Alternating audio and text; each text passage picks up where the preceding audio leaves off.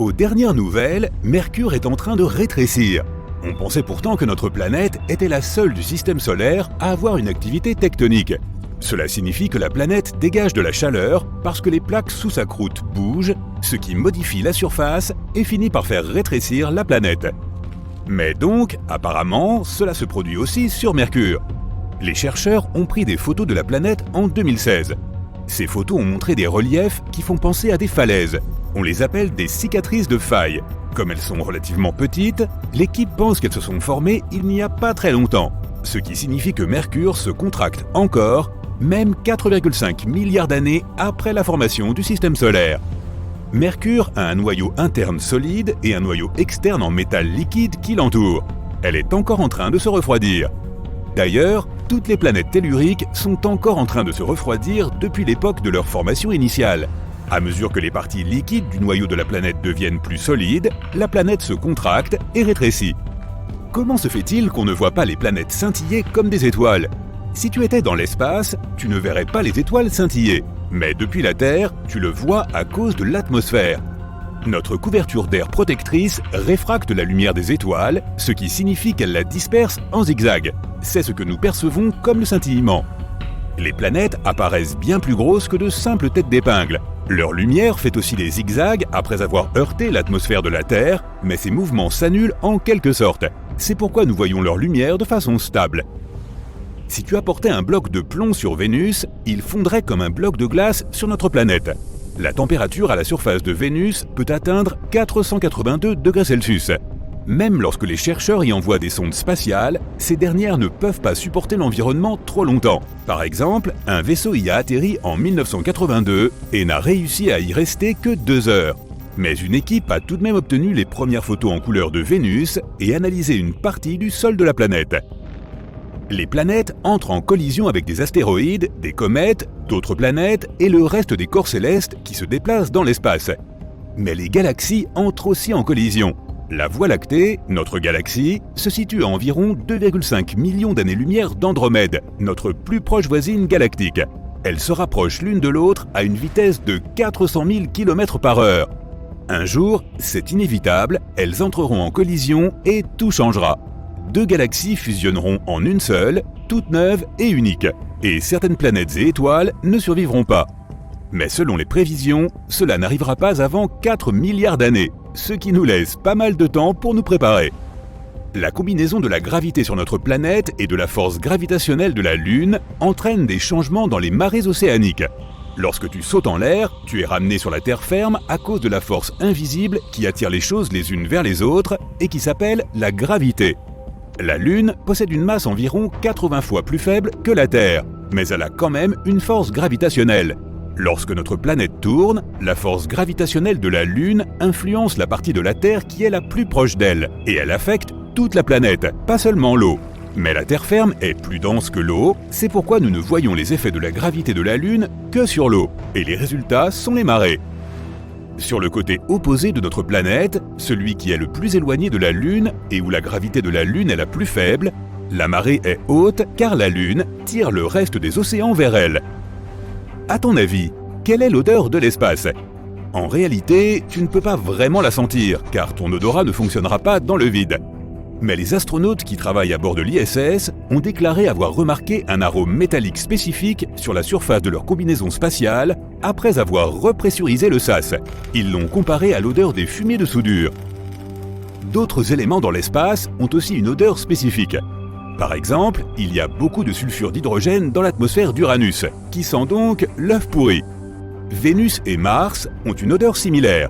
L'atmosphère de Mercure est assez clairsemée, ce qui signifie qu'elle n'a pas beaucoup d'odeur. Sur Jupiter, cela dépend de l'endroit où tu te trouves dans l'atmosphère. Certaines parties ont des niveaux élevés d'ammoniac, donc tu sentirais quelque chose comme du liquide de nettoyage. D'autres parties ont une odeur d'œuf, mais le reste, les parties avec des niveaux élevés de cyanure d'hydrogène, ont plutôt une odeur d'amande amère. Mais il vaut mieux éviter de prendre une grande bouffée de cet air toxique. Ici, sur notre planète, lorsque tu essaies de fusionner 2 morceaux de métal, tu dois appliquer suffisamment de chaleur pour que le métal atteigne son point de fusion. C'est beaucoup plus simple dans l'espace. Tu n'as pas besoin de chaleur ni d'aucune action pour coller 2 morceaux de métal ensemble pour toujours. c'est ce qu'on appelle la soudure à froid. Cela se produit lorsque les morceaux de métal glissent l'un sur l'autre. Ils ont des couches d'oxyde protectrices qui, sur Terre, les empêchent de fusionner. Mais dans l'espace, ce type de protection disparaît, si bien que les électrons d'un morceau de métal coulent simplement dans l'autre et ils ne font plus qu'un.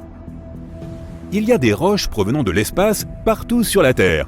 En 1996, un géologue a trouvé une roche dans le désert du Sahara.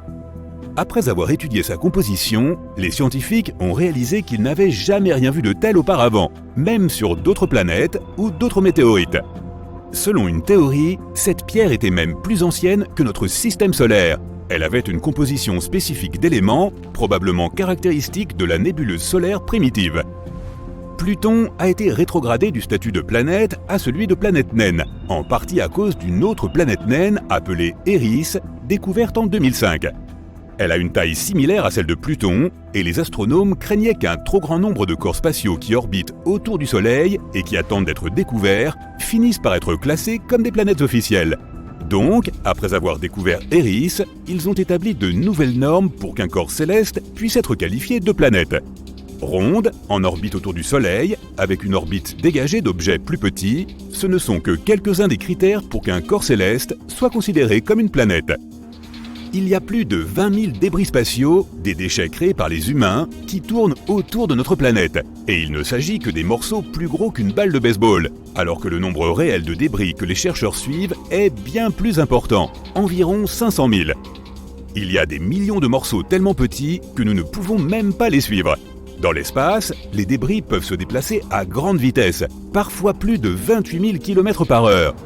Cela signifie que même de petits objets comme un éclat de peinture peuvent endommager un vaisseau spatial. La Station spatiale internationale doit donc manœuvrer soigneusement pour éviter ces obstacles. Et il y a un autre problème potentiel, c'est le syndrome de Kessler. Quand il y a autant de débris dans l'orbite basse de notre planète, ils se percutent et se brisent, ce qui entraîne de plus en plus de débris, comme une sorte d'effet domino spatial. L'un des moyens potentiels de résoudre ce problème est d'utiliser des filets qui pousseraient les objets dans notre atmosphère et on pourrait alors nettoyer au moins une partie des déchets. Neptune a une lune assez intéressante appelée Triton. Elle nous rappelle un peu Pluton de par sa composition similaire, mais elle est aussi en orbite rétrograde. Triton est probablement l'un des objets glacés de la ceinture de Kuiper. La gravité de Neptune l'a vraisemblablement piégé à un moment donné et l'a transformé en sa propre lune, car depuis, Triton est en orbite autour de Neptune, mais dans le sens inverse de la rotation de celle-ci. L'une des caractéristiques les plus remarquables de Triton, ce sont ses geysers en éruption. Il y a de l'eau sur 2 des lunes de Saturne. La première, Encelade, possède un océan entier composé d'eau salée. Et au vu de certaines molécules organiques complexes, il pourrait même exister des signes d'une certaine forme de vie. Mais ce n'est qu'une théorie que personne ne peut encore confirmer. Titan, l'autre lune, pourrait aussi avoir des signes de vie.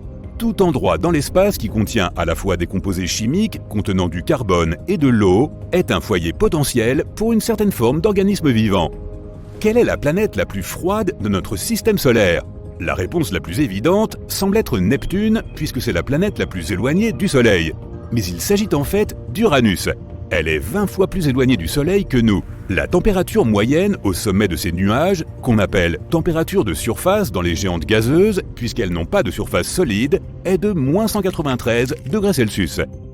Les planètes qui sont si éloignées du Soleil ne peuvent pas recevoir beaucoup de chaleur. C'est pourquoi une partie de la chaleur provient de leur noyau. De la même façon que le noyau de notre planète est plus chaud que la surface. Mais ce n'est pas suffisant, si bien que Neptune et Uranus sont toutes deux très froides. Neptune a néanmoins du méthane dans son atmosphère. Sur Terre, le méthane est un gaz à effet de serre, ce qui signifie qu'il piège la chaleur comme une épaisse couverture.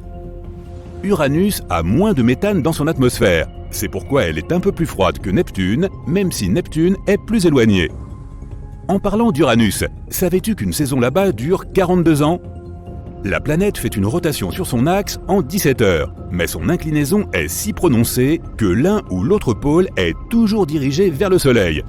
Cela signifie qu'une journée au pôle nord de la planète dure 42 années terrestres, soit la moitié d'une année sur Uranus. Donc si tu pouvais aller sur cette planète et te tenir sur son pôle nord, tu verrais le Soleil en permanence dans le ciel. Tu tournerais autour de lui pendant tout l'été, après quoi tu ferais face à 42 ans d'obscurité et d'hiver.